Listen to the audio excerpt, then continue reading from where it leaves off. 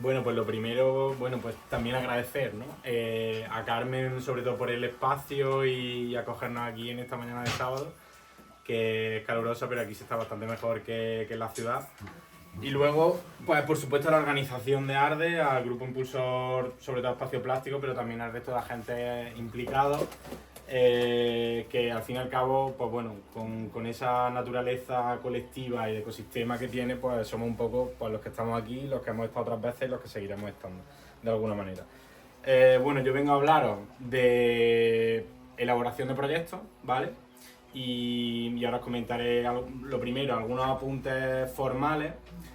Hoy no tenemos presentación, entonces la presentación en la que yo me estoy apoyando, que veo aquí, pues a partir de en los próximos días estará disponible en el momento que la organización de ARDE pues ya la tenga y lo comunicará por la comunidad de WhatsApp y el resto de canales, ¿vale? Y una serie de recursos en formato editable que iré comentando a lo largo de la presentación y que son en parte los que yo uso, herramientas técnicas y plantillas y demás que yo uso cuando trabajo en proyectos y que creo que os podrán pues, servir de inspiración de alguna manera pues, cuando afrontáis pues, esa fase creativa y sobre todo el proceso de ponerlo en práctica y materializar una idea en un proyecto que tiene que cumplir una serie de requisitos formales y estructurales específicos.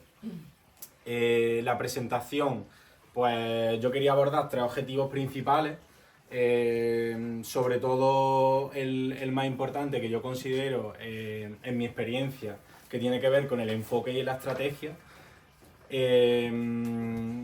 Es decir, la manera que tenemos de posicionarnos cuando tenemos ese desafío delante de pasar una idea a un proyecto a través de un documento que es una hoja de ruta y que no deja de ser un documento técnico que tiene que cumplir pues eso, una serie de requisitos, ¿no?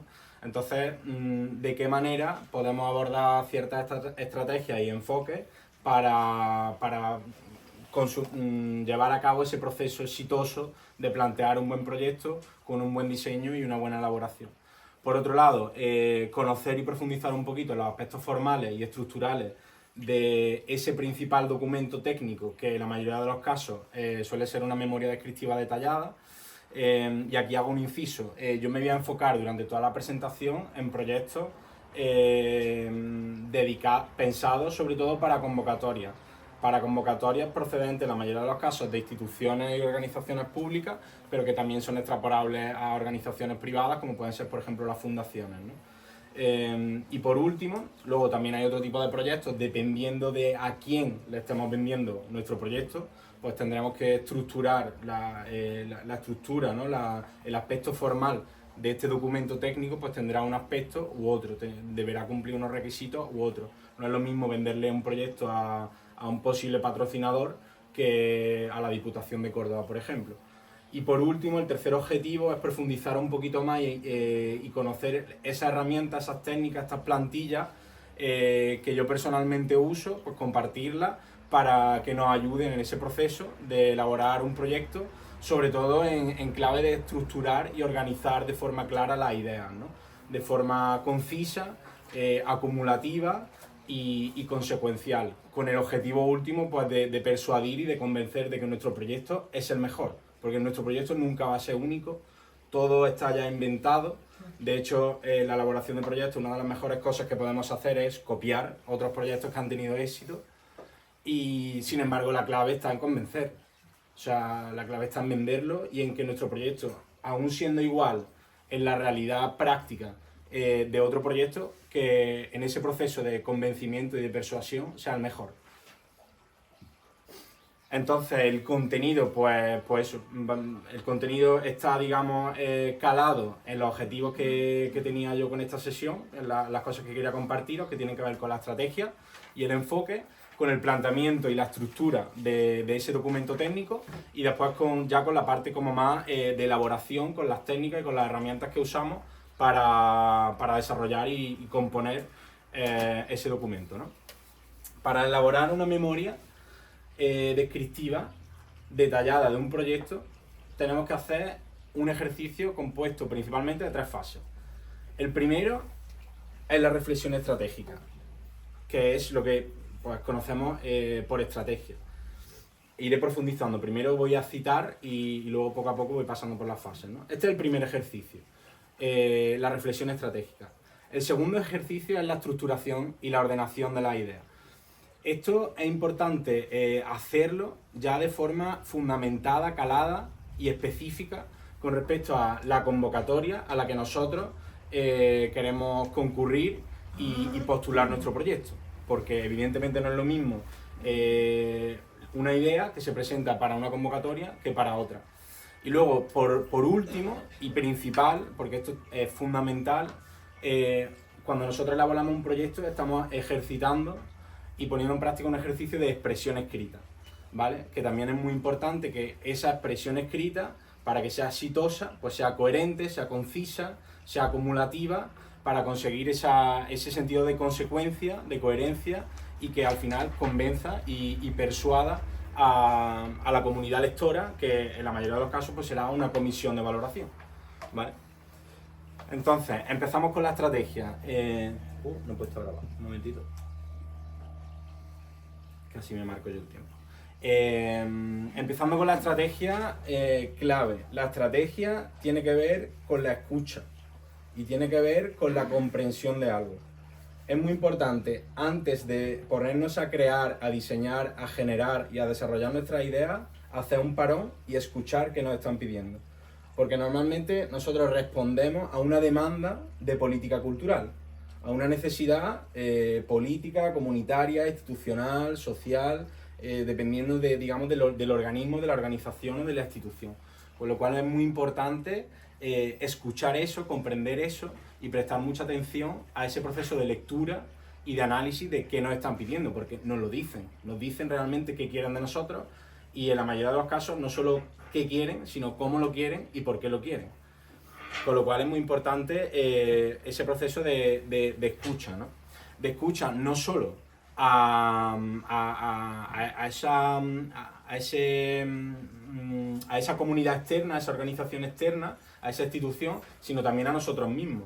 Es muy importante, como también por ejemplo Juan decía antes, ¿no? Hacer un ejercicio de autodefinición, de tener clara cuál es nuestra identidad y por dónde vamos a pasar y por dónde no vamos a pasar. Porque en un proyecto siempre hay una parte de sacrificio. Porque nosotros tenemos una idea y esa idea va a pasar por un proceso de adecuación y adaptación y amoldarse a lo que nos están pidiendo. Con lo cual es muy importante decir, pues mira, yo por aquí paso, por aquí no paso. Esto me conviene, esto no. Hasta aquí llego, hasta aquí no llego. Con lo cual es muy importante tener claro quién soy, quién no soy y sobre todo cuáles son mis prioridades, para después ponerlas en relación de forma equilibrada, coherente y sincera con nosotros mismos, ¿no? como profesionales del sector, ponerla en relación a lo que me está pidiendo esa institución o esa organización, ¿no? Entonces, conocer a la organización financiadora, igual que reconocernos y conocernos a nosotros mismos, entender en profundidad qué busca, qué nos están pidiendo, qué quiere, por qué lo quiere y cuáles son también las prioridades de esta organización, es fundamental, ¿no? Para después vincular nuestra identidad a la identidad de la organización, financiadora o cofinanciadora del proyecto, ¿no? Entonces hay que pasar por un ejercicio de autodefinición y en ello una de metodologías, ¿no? Que es como muy simple, que también la vemos incluso en el instituto, bueno, pues la clásica criba, filtro de las 9 cuestiones de un proyecto. O sea, cuando nosotros tenemos una idea, nos sentamos y respondemos a nuestras 9 cuestiones, que esto nos va a dar un retrato neutro, sincero. Aquí tenemos que ser muy sinceros con nosotros mismos, con nuestra idea, con lo que nosotros queremos hacer. Nos va a dar una imagen panorámica de qué es lo que a nosotros, de forma sincera, nos gustaría hacer con esa idea, ¿no? ¿Por qué? ¿Para qué? ¿Cómo? ¿Qué? ¿Para quién? ¿Cuándo? ¿Dónde? ¿Con quién? ¿Y con qué? Esto responde a las causas, a los objetivos, a la metodología, a las actividades o programación, a los destinatarios, a las fechas, al lugar y a los recursos humanos o recursos materiales. Bien, aquí se abre siempre una grieta cuando trabajamos con proyectos clave, que es una pregunta que no está, que es ¿a quién le estoy vendiendo mis nuevas cuestiones? Dependiendo de ese a quién, cuando yo ya tengo mi imagen neutra de mi proyecto, ya tengo mi idea, pues ya pasaré de mi idea, que es neutra y es sincera conmigo mismo, con mi identidad, mi idea, lo que yo quiero hacer, dependiendo de a quién le tenga que vender y a quién le tenga que responder esas nuevas cuestiones mutarán, irán cambiando y irán practicando ciertos matices para ejercitar ese ejercicio de convencer y de vender mi proyecto como el mejor, ¿no? Dependiendo también de esa organización, de esa convocatoria a la que estemos postulando, cada pregunta, cada cuestión tendrá un peso o tendrá otro. Porque evidentemente hay convocatorias, por ejemplo fundaciones, ¿no?, que tienen un peso, una misión como mucho más basada en el contenido y en la cualidad estética y en la cualidad social, por ejemplo, que otro tipo de convocatorias que son mucho más estructuralistas y están a lo mejor más enfocadas, por ejemplo, al carácter industrial o al carácter de sector, de innovación, de crecimiento o de potencialización de ciertos aspectos de la industria. Con lo cual, en esa primera convocatoria, que quizá tiene un tono, un enfoque y una identidad más social, que está más basada en la estética y en el contenido, pues tenemos que trabajar mucho más el qué. Y en esta otra convocatoria, que está mucho más basada en la industria, en el comercio y en otro tipo de valores, pues a lo mejor tenemos que trabajar mucho más el cómo, ¿no? ¿Tenéis alguna duda? Me podéis interrumpir en cualquier momento si os van surgiendo cosas o lo que sea, ¿vale? Vale, pues entonces es muy importante, una vez que ya tenemos ese retrato, que hemos respondido de forma sincera a nuestras nuevas cuestiones, es muy importante. A ver, ¿a quién, para quién, cómo? Bueno, luego esto lo vaya. No, es importante. Esto luego se va a distribuir. Vale. Esto voy a tener en la presentación en la que yo me estoy apoyando, que tiene como 30, bueno, no sé, sí, 33 diapositivas, la voy a tener. Y una serie de recursos, que no sé si son 5 documentos muy básicos, tipo un guión, por ejemplo, bueno, ahora lo iré contando, la vais a tener también disponible en formato editable. Bueno, eso, una vez que tenemos nuestras nueve cuestiones, cuando nosotros hemos respondido a eso, el objetivo de estas 9 cuestiones es tener es como nuestro DNI, el DNI de nuestro proyecto, y tiene que ser neutro y tiene que ser humilde y sincero con nuestro proyecto y nuestra idea. Ahora bien, cuando nosotros ya hemos identificado o tenemos claro a quién, o creemos que tenemos claro a quién vamos a dirigir nuestro proyecto, a quién le vamos a vender la moto, empezamos un proceso de alinear, amoldar y adecuar nuestras nuevas cuestiones a la naturaleza, a las prioridades de la organización o institución que nos va a cofinanciar y que nos va a decir, tu proyecto lo peta, te lo compro, ¿vale? Entonces, ahí empieza ese proceso.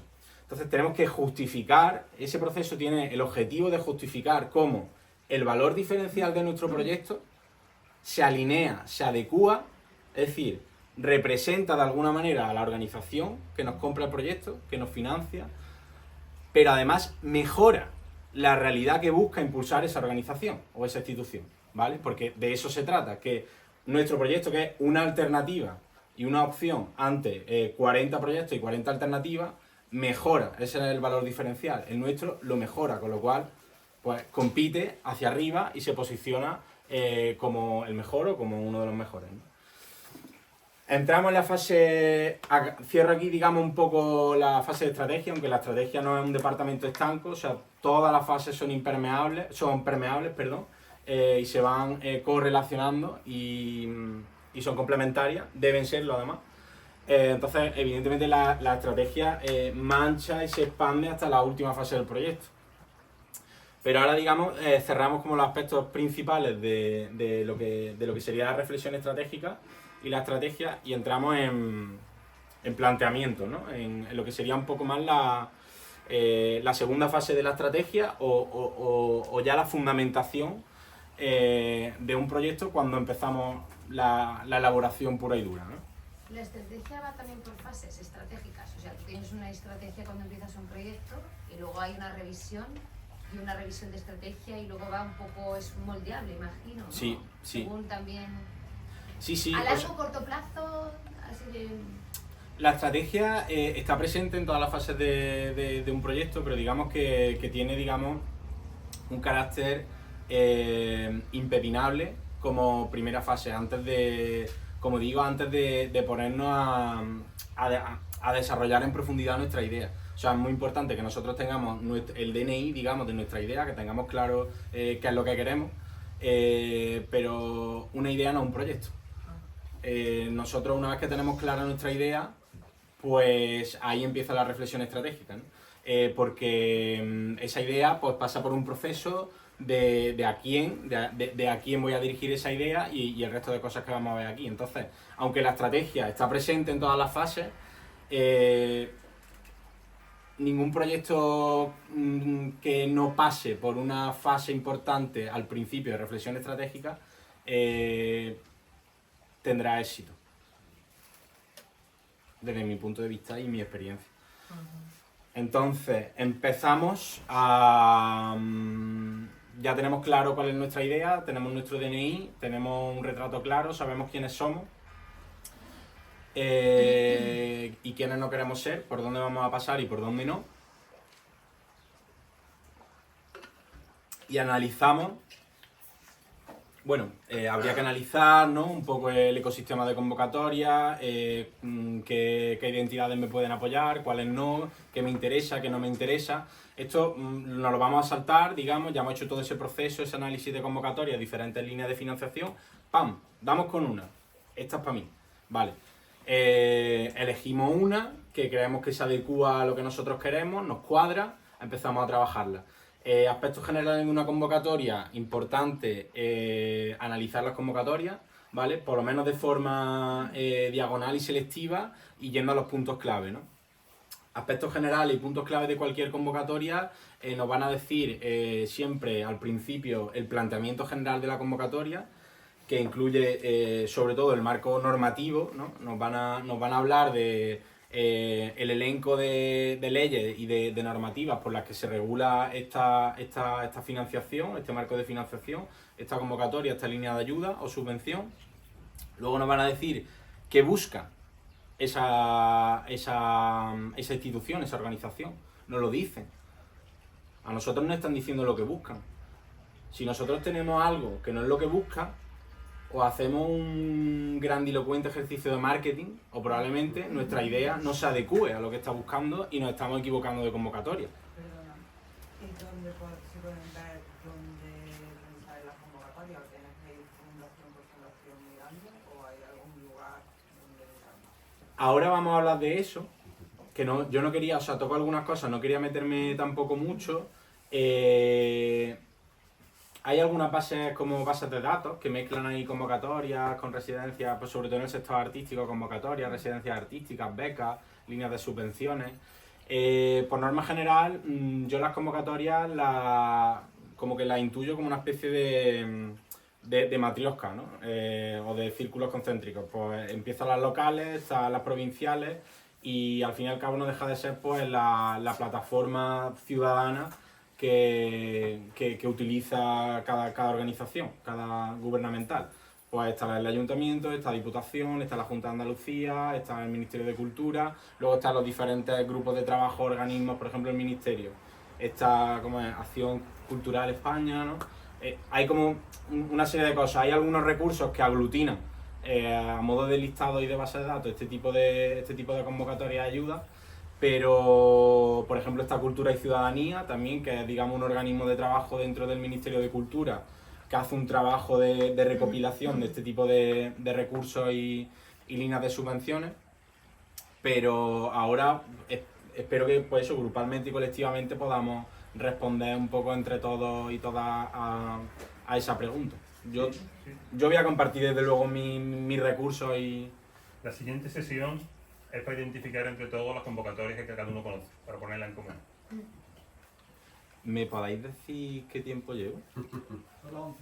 20 minutos. 20 minutos, ¿no? Vale. Ok. Entonces ese que buscamos, técnicamente, equivale al objeto de la convocatoria. Nos están diciendo, mire usted, esta convocatoria responde a un marco de política cultural de tal institución y con esta convocatoria, con esta línea de subvención buscamos esto, esto, esto y esto. Nos dicen a quién va dirigida, que son pues los beneficiarios, y aquí nos hablan también de los aspectos, de los requisitos y las condiciones administrativas, fiscales y formales que deben tener esos beneficiarios. Hay líneas de ayuda y subvenciones que son válidas para, por ejemplo, asociaciones sin ánimo de lucro y cofradías, como por ejemplo las del sector cultural de la Diputación de Córdoba este año, que ha sido una estupenda noticia. Y hay otras que no, por ejemplo la de industrias culturales del Ministerio de Cultura solo son para entidades mercantiles con ánimo de lucro, es decir, sociedades o cooperativas. Una convocatoria nos habla de los aspectos económicos también, y esto tiene que ver con los presupuestos totales que dedica esta organización a esta línea de ayuda. Nos habla de los gastos subvencionables y no subvencionables, de la cuantía máxima, cuantía mínima y este tipo de aspectos económicos. Y ahora viene la patata caliente de un proyecto cuando postula a una convocatoria, que son los criterios de valoración. Los criterios de valoración son fundamentales porque nos están diciendo aquello indispensable que tiene que aparecer en la convocatoria. Muchas veces nos vamos por las ramas con un montón de contenido que no van a evaluar o que se va a evaluar de forma residual. Sin embargo, no estamos pendientes de criterios de valoración que muchas veces son casi automáticos y que no requieren un gran trabajo, pero sin embargo son clave porque te lo están diciendo, te voy a evaluar esto, esto, esto y esto. Con lo cual es muy importante atender de forma concienzuda y muy atenta a esos criterios de valoración. Uno de los recursos que hay en el Drive que se compartirá desde Arde es una pequeña tablilla. Veréis que todo es muy simple. Yo trabajo con herramientas como súper básicas, porque es que no hace falta más realmente, desde mi punto de vista.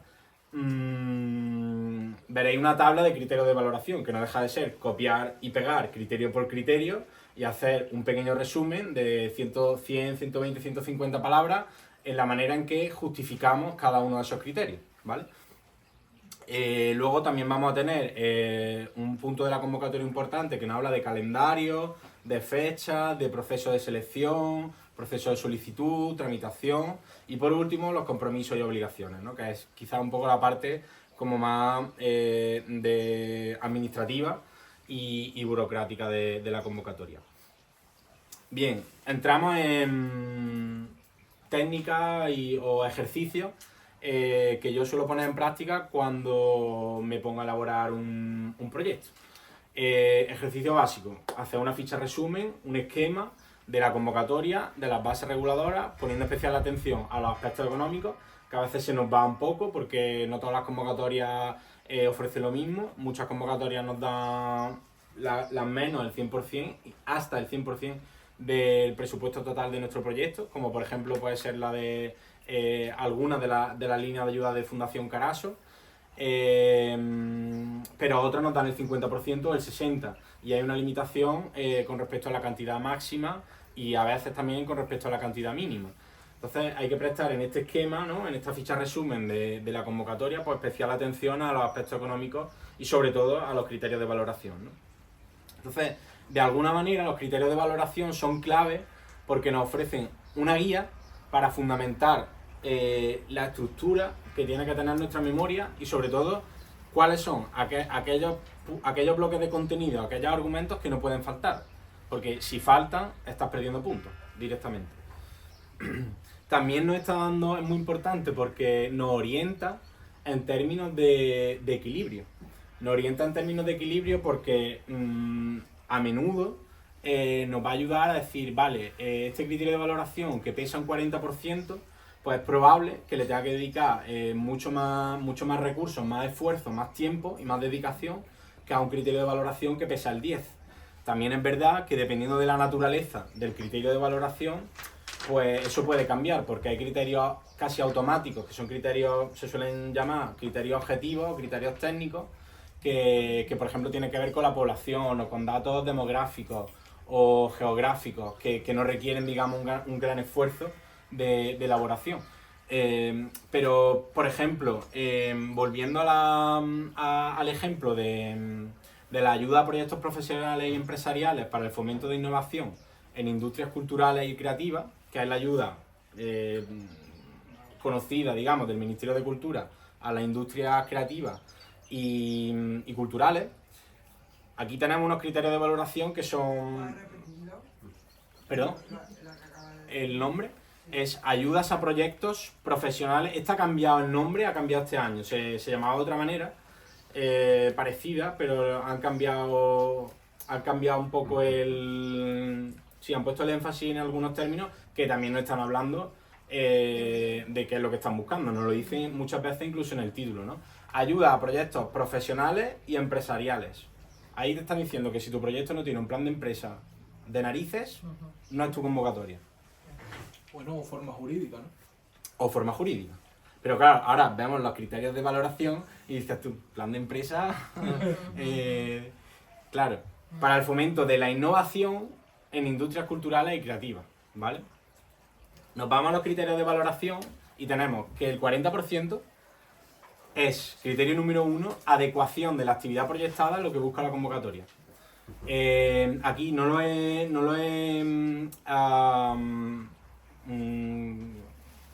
clasificado más, hay como 4 puntos me parece. Este 40% se vertebran en como 4 subcriterios que tienen que ver con la identidad de esta línea de ayuda.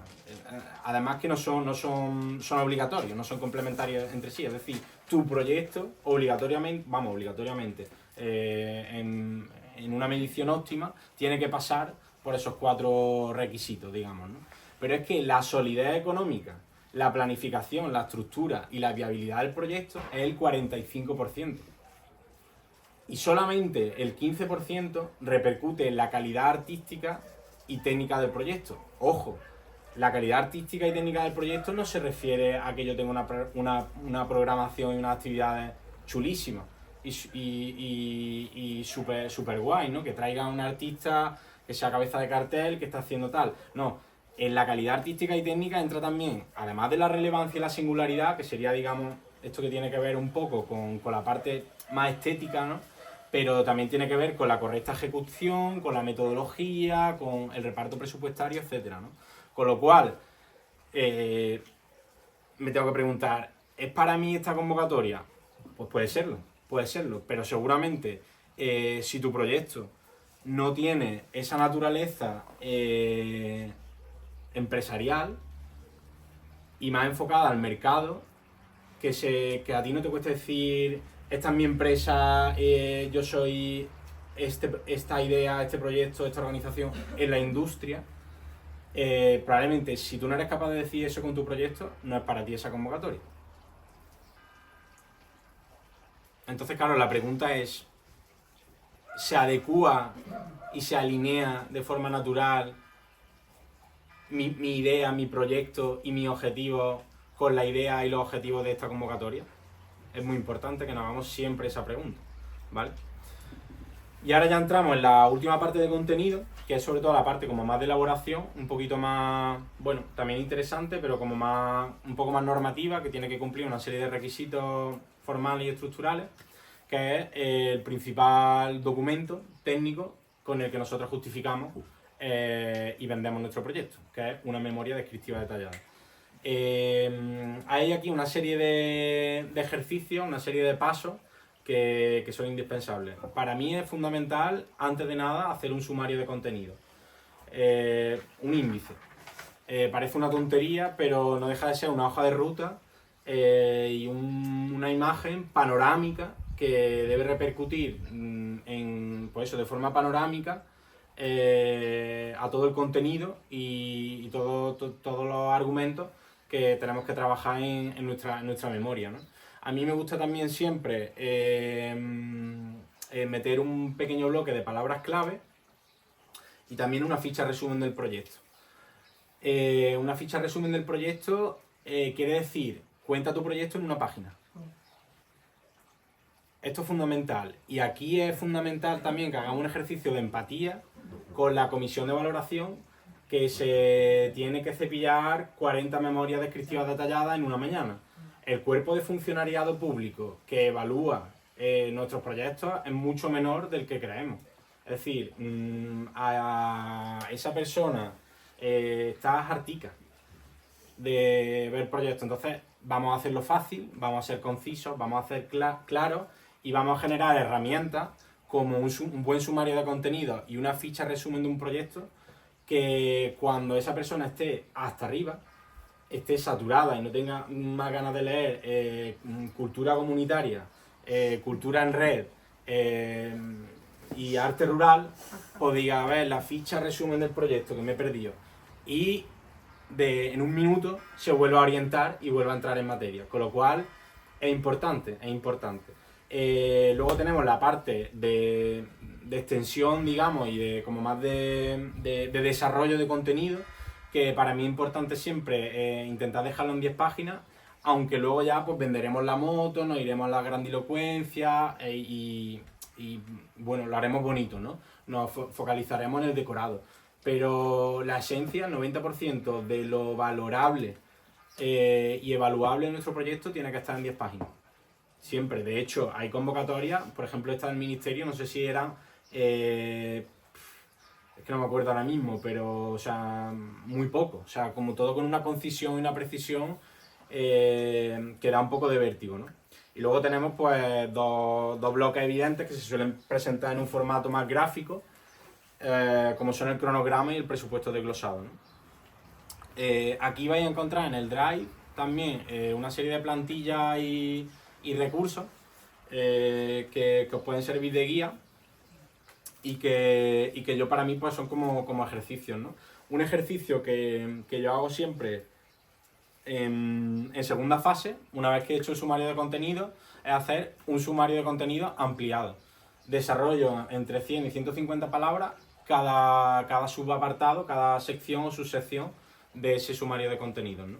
Y nos va a generar un documento de entre 2 y 5 páginas, normalmente, suele ir por ahí, que nos va a dar ya pues la mitad bueno, la mitad no, mucho más de la mitad de la esencia de nuestro proyecto.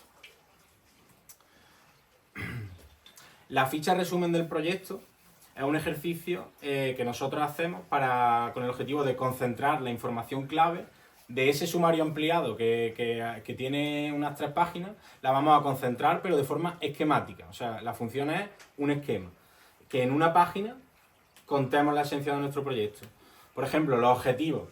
Pues lo normal es que tengamos una lista de objetivos que nos pueden ocupar desde media página a una página. Siempre objetivos, bueno, dependiendo de a quién le estemos vendiendo el proyecto, pero objetivos que sean medibles, que no sean pues excesivamente grandilocuentes y que puedan tener que tengan una repercusión material medible con resultados.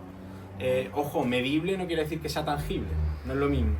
Esto es muy importante, sobre todo pues también en la última década, ¿no? Podemos tener objetivos no tangibles, objetivos que tienen que ver con cosas que aparentemente nos parezcan etéreas, pero eso no quiere decir que no los podamos medir. Eso es otro tema que tiene que ver, que también lo veremos, ¿no?, en ARDE, con medición de impacto social y otro tipo de impactos que tienen que ver, por ejemplo, con el grado de bienestar, con felicidad, con sentido de pertenencia, que son cosas relativamente intangibles, pero que sí que se pueden generar unas metodologías, las hay y nosotros podemos generarlas también para medir ese tipo de impacto. Un comentario. En la última convocatoria de Art for Change de la Caixa hubo una doctora, una médica, que hizo un taller de improvisación con gente del hospital. Y hizo una cosa tan simple como hacer una encuesta a los participantes antes del evento y después. Y vio que emocionalmente se sentían mejor. O sea, no solo lo que está diciendo. No es tan simple como una encuesta. Y luego tú llegas y dices, es que realmente le está beneficiando en su salud el proceso que ha seguido, ¿no? Claro.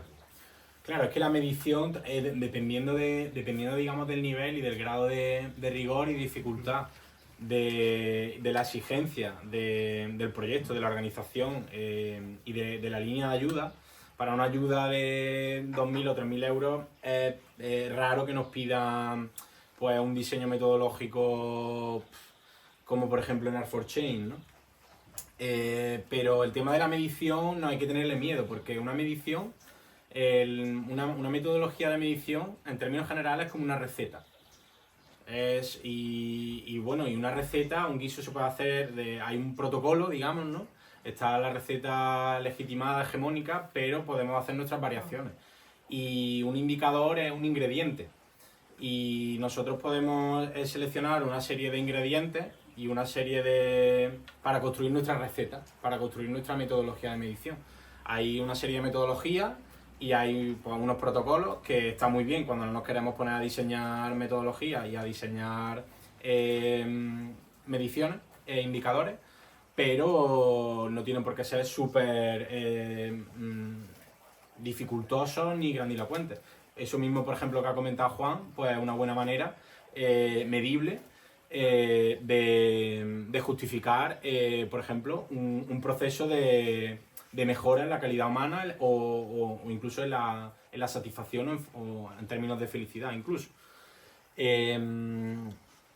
Por ejemplo, en la ficha resumen, yo algo, por ejemplo, que suelo hacer, nosotros tenemos un listado de objetivos, pues trasladamos ese listado de objetivos a un propósito general que evidentemente representa nuestra identidad del proyecto, pero que además se adecúa y se alinea y de alguna manera representa la identidad de la organización y qué quiere esa organización, cuál es el objeto, al menos de esa, si no de esa línea, que sería lo ideal, de esa línea de ayuda o de esa convocatoria, por lo menos la identidad central de la política cultural que está desarrollando esta organización.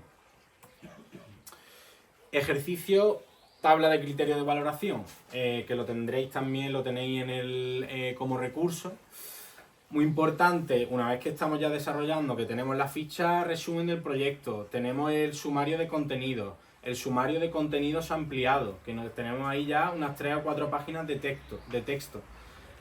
Nos vamos a los criterios de valoración, la tabla que hemos hecho, copiando y pegando criterio por criterio, y hacemos un ejercicio de cotejar y comprobar que nuestro sumario de contenido está fundamentado y responde a los criterios de valoración. A ver si no hemos dejado un criterio, 2 o 3 sin justificar. Y ahí también vamos a hacer un ejercicio de reajustar y medir nuestros esfuerzos, nuestros recursos y equilibrar. Porque a lo mejor pues veo que un criterio de valoración está un poco débil y tengo que reforzarlo y tengo que dedicar más esfuerzo y tengo que trabajar más para conseguir la máxima puntuación, o viceversa. Siguiendo nuestro sumario de contenido y nuestra tabla de criterios, tenemos una referencia de cómo tenemos que equilibrar el contenido entre las partes y siguiendo con base a los criterios de valoración, pues empezamos a desarrollar nuestro proyecto. Empezamos a escribir un ejercicio pues básicamente de expresión escrita, de describir, justificar nuestras ideas y ya es como el proceso, digamos, como más de marketing, de decoración, de vestir las cosas lo mejor que sepamos y podamos y contarlo de la forma más bonita posible, básicamente. Vestir de gala nuestras ideas es importante, o sea, sentirnos a gusto, decir que lo nuestro es lo mejor, pero sin pasarnos, ¿no? Con concisión y sin repetir en exceso.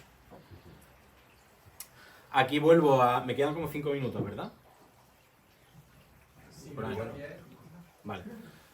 Aquí es muy importante volver, ya que tenemos ahí como nuestras 4 páginas, que es la esencia de nuestro proyecto, la parte clave, es muy importante cuando nos ponemos a volcar contenido y a soltarnos, volver a pensar empatía, comisión de valoración, esta personita aquí que le pille en Sevilla, en el despacho, que estará sufriendo a lo mejor. Bueno, es que, sinceramente, no es por ellos, es por nosotros.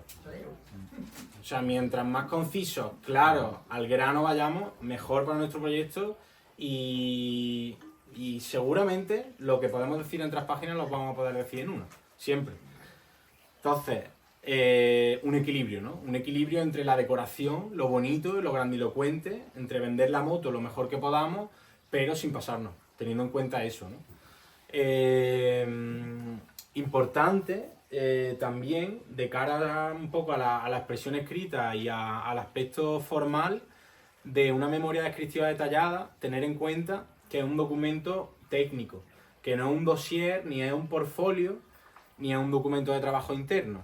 Evidentemente, de alguna manera nos puede servir como documento maestro y como principal documento guía de nuestro proyecto, punto base, digamos, pero, por ejemplo, cuando nosotros trabajamos, le vamos a vender nuestro proyecto a un posible patrocinador, pues ese contenido va a tener un aspecto como mucho más visual, con un trabajo más profundo en presentación, en diseño y en maquetación, y incluso en ordenación de ideas, ¿no? En cómo se presentan esas ideas, que en un proyecto. ¿Por qué? Pues porque una memoria descriptiva detallada tiene una serie de requisitos, y si además nosotros ordenamos en nuestro sumario de contenido el proyecto de forma que vaya correlativa a los criterios de valoración, mucho mejor. Y si le ponemos una etiqueta en el índice, en el subtítulo de la sección, y ponemos criterio de valoración número 2, mucho mejor. Capítulo 3, criterio de valoración número 4, mucho mejor. Todo lo fácil que se lo pongamos a la comisión de valoración, siempre mejor. Importante, no le hagamos perder el tiempo al lector. Siempre ser autocrítico y decir, ¿esto es necesario? ¿Este párrafo de aquí es necesario? Sí, vale. Cuando nosotros nos acordamos de una cosa, estamos escribiendo y decimos, esto no lo puedo dejar, 7 líneas. Esto, si es residual, no tiene que estar en el proyecto. Y si tiene que estar, no debe ser residual. Con lo cual hay que hacer un ejercicio de reordenar y reestructurar la idea, porque evidentemente pues nosotros estamos haciendo un trabajo, se nos puede haber ido algo central de nuestro proyecto, o algo que pasa mucho, que es en el proceso aprendo y descubro mi propia idea, porque es algo vivo, ¿no? Entonces, eso es importante. Sin embargo, claro, es importante llevarlo a buen puerto, ¿no? Cuando nosotros identificamos que hay algo central, pero que digamos, la estructura, ¿no? En el cuerpo de texto del proyecto aparece de forma residual, o ahí como un poco al final de un capítulo, que probablemente si hacen una lectura un poquito en diagonal nadie se lea, pues hay que darle otra posición en el documento, ¿vale? Una cosa, José, Sí. en esta idea de simplificar, facilitar, el hecho de meter secciones nuevas, cuidado que se te va a caer. Me ha asustado. Está grabado, no pasa nada, luego hacemos el mensaje. El aire. El tema de sumario de contenido, ficha resumen, palabras clave, que a lo mejor no están en el formato estricto de la convocatoria y que tú los metes, no puede ser percibido de forma incluso contraria. Primero te estás limitando las 10 páginas que te dan de máximo y te estás inventando una sección que ellos no te han pedido, como por ejemplo ficha resumen. ¿Hasta qué punto? A ver, yo tengo ahí un criterio pues bastante empírico. A mí me ha funcionado siempre. Yo no tengo ninguna valoración negativa con respecto a eso. Es verdad que cuando tenemos, por ejemplo, 10 páginas, pues bueno, es una decisión un poco de ya nuestra, ¿no? Que me compensa más realizar un trabajo en profundidad, esquemático, pero panorámico, y que cumpla, digamos, esos objetivos de orientar siempre y de tener una orientación clara y una visión panorámica sobre el proyecto, o empezar a saco paco. Es una posición, yo creo. ¿No la percibes como nunca mal entendido, como porque te has inventado esta sección aquí de...? No, ¿no? A ver, es que no, o sea, te refieres a meter el índice, por ejemplo. O ficha resumen, palabras clave, cosas que a lo mejor están fuera del formato y que al final pues son una página y media de 10. Pues, Yo, por ejemplo, las palabras clave las suelo meter en portada. O sea, yo en la memoria, claro, a eso me refiero un poco, como que las imágenes visten, pero que yo, por ejemplo, pues tú lo sabes, que meto algunas imágenes, pero dependiendo dónde, o sea, dependiendo a quién. Y para mí, pues eso, una memoria descriptiva detallada es un documento técnico. La portada, puede haber portada, pero la portada puede ser un título más grande, ¿no? El código de la subvención, a quién se le está presentando, tal, palabras clave, título, subtítulo, palabras clave. Y después, bueno, a mí me parece, vamos, yo si fuera comisión de valoración y me llegara una memoria sin un índice, me daría una urticaria. Yo la presento y la experiencia es buena. En cualquier caso, independientemente de que la decisión sea no presentarla a la comisión, es decir, como documento entregable que Un yo... anexo. No, bueno, no lo sé, dependiendo de si se puede o no, pero que yo lo considero un ejercicio indispensable, fundamental para nosotros, como parte clave y fundamental en el proceso de trabajo. Porque bueno, lo más difícil. Yo de hecho siempre digo que el sumario de contenido ampliado y del sumario de contenido ampliado y de la ficha de resumen del proyecto depende más de la mitad del éxito de nuestro proyecto. Que tú lo tengas claro. Sí. Es que lo otro, por eso hablaba del sumario de contenido ampliado, porque es como una matriosca, ¿no? Es como un ciclo, ¿no? Nosotros hacemos un ejercicio de organización de ideas y después las expandimos, ¿no? Le damos un cuerpo de texto de un par de párrafos, 150 palabras más o menos por cada subapartado. Y claro, eso es difícil porque da vértigo, porque no hay nada en el folio. Entonces... es un reto, pero pues fundamenta mucho el contenido y ese proceso de, una vez que ya hemos respondido a nuestras 9 cuestiones, tenemos pues, una imagen clara, el DNI de nuestra idea, de nuestro proyecto y todo esto, pues ya nos va encaminando. Entonces, independientemente de que se presente o no en el registro, en la tramitación de la solicitud del proyecto, para mí es clave hacerlo como ejercicio y como herramienta en el proceso. Depende ya de la limitación. Si tenemos una limitación como muy estricta de páginas, bueno, hay subvenciones que teóricamente, estrictamente, no valoran el documento anexo en PDF y va todo por registro, como por ejemplo la Caixa. Va página 1, página 2, epígrafe, epígrafe, epígrafe y tiene otro tipo de aspectos. Pero bueno, sí que Cuanto menos como ejercicio interno. Sí, como proceso hacia nuestro documento maestro, para mí es fundamental, sí. Tú decías del sumario del contenido ampliado, ¿y qué más era lo otro que decías así? Las dos cosas. Lo vais a tener ahí, creo que metido, espera, lo tengo por aquí. A ver, recursos.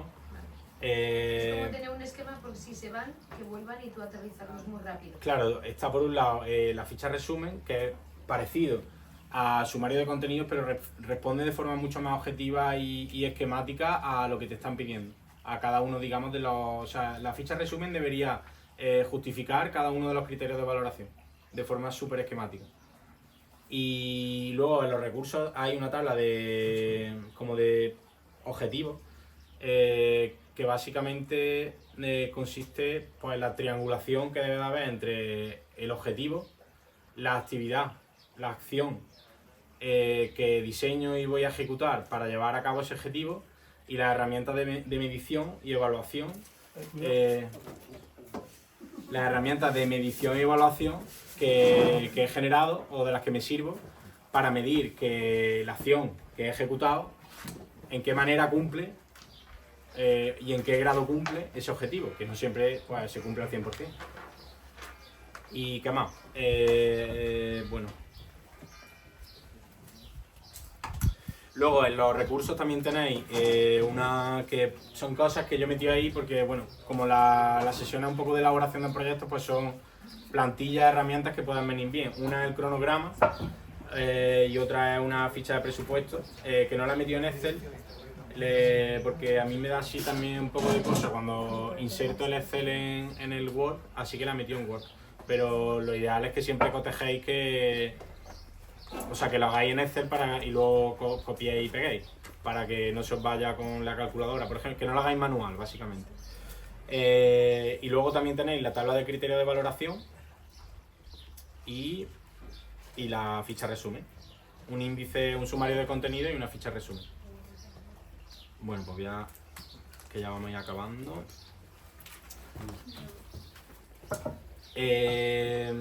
Voy a entrar ya a algunos aspectos de expresión escrita para ir cerrando algunas claves que yo intento tener presente cuando estoy redactando y elaborando un proyecto, que bueno, son ejercicios, al fin y al cabo no deja de ser práctica. Hay una serie de fundamentos y conocimientos y claves que es importante que las tengamos ahí presentes, pero también es algo que viene un poco con la práctica y con el entrenamiento. Una cosa muy importante es siempre orientar al lector, pero sin crear falsas expectativas. O sea, cuando escribimos proyectos muchas veces, pues por lo menos a mí me pasa, ¿no?, que hay como una lluvia de ideas bastante potente, ¿no? Y muchas veces comentamos algo, lanzamos ahí la semillita y decimos cómo comentaremos más adelante y luego no lo comentamos. Eso lo que hace es desorientar. Entonces, bueno, es importante pues tener en cuenta eso, ¿no? No anunciar algo que nunca llega o lo que comentaba antes, ¿no? Explicamos de forma residual. Esto es muy importante porque a mí personalmente me pasa mucho. Que como digo, ¿no?, que un proyecto está, digamos, materializando y aterrizando una idea, yo lo entiendo como una cosa muy viva y que sufre un proceso como de autodescubrimiento conforme lo vamos desarrollando y lo vamos llevando a cabo. Y claro, muchas veces nos viene una cosa como que es fundamental y no la hemos escrito y el espacio que le queda es como muy residual. Ahí, pues yo qué sé, la página número 14, acabando una sección. Entonces eso, o le damos otro sitio o mejor que no esté. Porque todo aquello que sea residual, sobre todo si intentamos explicar algo que parece fundamental, pero lo explicamos de forma residual, en términos formales, no queda bien y no transmite solidez ni coherencia. Y luego más claves formales, digamos, de tema de un poco de expresión y elaboración, pues bueno, lo principal y al grano. Y al grano siempre, no irnos por los cerros de Úbeda y no contar milongas. Importante la decoración, que suene bonito y que nosotros mismos nos autoseduzcamos con nuestra idea, nuestro proyecto, pero sin pasarnos, o sea, con una cierta mesura, ¿no? Un párrafo, una idea, 100 palabras, 150 como mucho, ni abusar de pequeños párrafos uno tras de otro con punto y aparte, ni meter una página entera llena de texto sin aire. Es importante que visualmente también haya aire y se note en el aspecto gráfico del contenido y del cuerpo de texto una cierta organización de las ideas. Y eso tiene que ver con la articulación del contenido, con cómo lo estructuramos y lo articulamos. Es muy importante la conexión y vinculación entre ideas, que es lo que nos da el hilo conductor, que lo hagamos consecuencial y tenga pues, un poco una consecuencia lógica en la forma que tenemos de articular las ideas. O sea, evidentemente no vamos a empezar a contar una cosa por el final, vamos poco a poco, ¿no? Pues esa consecución natural y lógica también es muy importante y ayuda mucho, sobre todo en esa coherencia y que sea sólido nuestro proyecto y la forma que tenemos de explicarlo y de justificarlo. Y después, importante, ¿no? Posicionarnos también a nivel terminológico. Es importante porque nos está definiendo y nos está posicionando qué etiquetas, qué categorías estamos usando, qué tipo de lenguaje, sobre todo en el ámbito cultural, en términos estéticos, ¿no? Es importante, pero también es importante hacerlo accesible. O sea, no vamos a tener a Foucault en la comisión académica, en la comisión de valoración leyendo nuestro proyecto, o sí, dependiendo también de cuál. No es lo mismo la comisión de valoración de Carasso que la de Diputación o la de la Agencia Andaluza de las Instituciones Culturales de Sevilla. Esto es importante porque nos posiciona mucho estéticamente en términos de lenguaje, pero no es importante perder de vista que también hay que hacerlo accesible, fácil y que, bueno, el lector puede estar cansado y que tenemos que facilitar la lectura, que sea fluida y que sea apetecible, que no sea un piño, ¿vale? Y después simplificar, ¿no? Yo, por ejemplo, uso muchísimos conectores, algunos más que otros, pero bueno, es importante hacer un ejercicio, una criba de simplificar porque pues de 20 páginas vamos a poder reducir 2 y seguramente va a ayudar a que ese proyecto pues sea más accesible, más fácil y más apetecible. Pues en lugar de decir proceder a la ejecución de, pues podemos decir ejecutar. En lugar de diversas tipologías, pues podemos decir tipos. Son cosas que van a hacer más ágil y sobre todo pues eso, volviendo a la empatía, pues cuando el lector está saturado y está cansado y lleva mucho leído, mucho texto, mucho cual y mucho tal, y es su trabajo diariamente, pues todo lo fácil, lo accesible y lo dinámico que lo hagamos mejor, ¿no? Creo que ya la última me queda... Bueno, voy a ir acabando.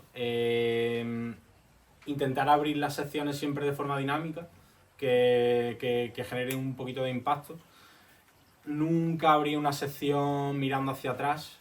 Es algo que se hace bastante, pero recapitular cuando estamos abriendo un capítulo no es lo ideal. Vamos a recapitular cuando lo estamos cerrando, pero no al abrir el siguiente. Vamos a abrir siempre presentando, orientando al lector en el argumento que vamos a contar, en el contenido que vamos a justificar, y al cierre de ese capítulo, cuando estemos cerrando esa sección, ahí sí hacemos ese ejercicio de lógica, de consecuencia, de te he contado esto, te he contado lo otro, te he contado lo otro, por eso tal.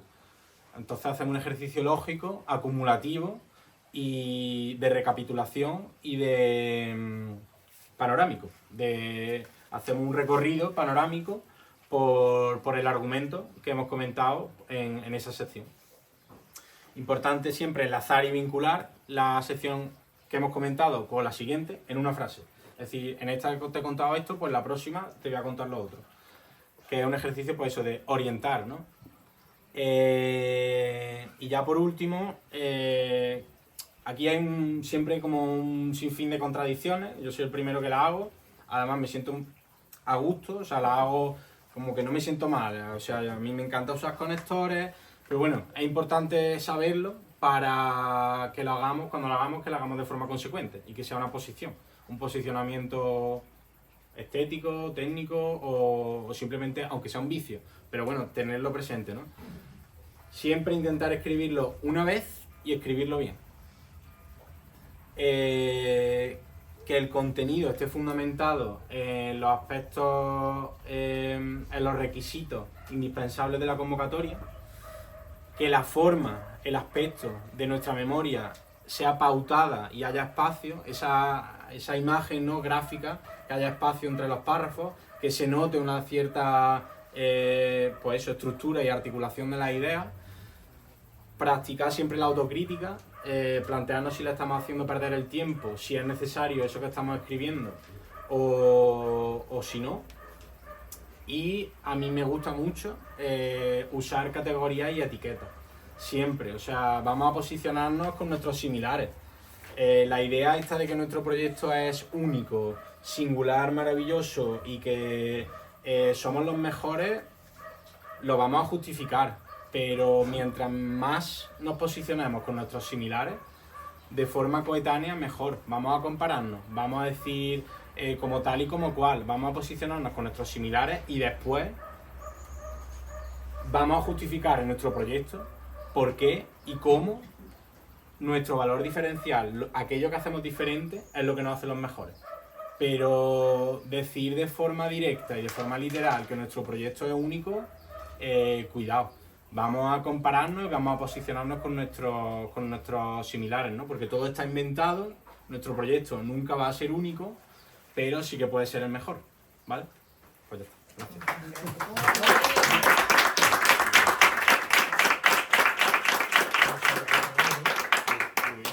Una preguntita. ¿Dónde se registra un proyecto? Depende de ¿Y habría que poner el copyright al final? Ah, ¿tú te refieres a nivel de propiedad intelectual? Claro. A nivel de propiedad intelectual, pues supongo que sí. Yo digo, si conviene poner en el proyecto que está registrado con tu copyright. Hombre, si lo está, sí. Si no lo está, no. ¿Y dónde ¿En Ninfa Eso, se bueno, puede? eso ¿En es Ninfa se puede? ¿En Ninfa se puede? No lo Hay una página en el ayuntamiento. O sea, No. está, el registro de la propiedad intelectual está... Sí, pero eso es muy complejo, Antonio. Hay una página en internet que os pasaremos luego en la que se llama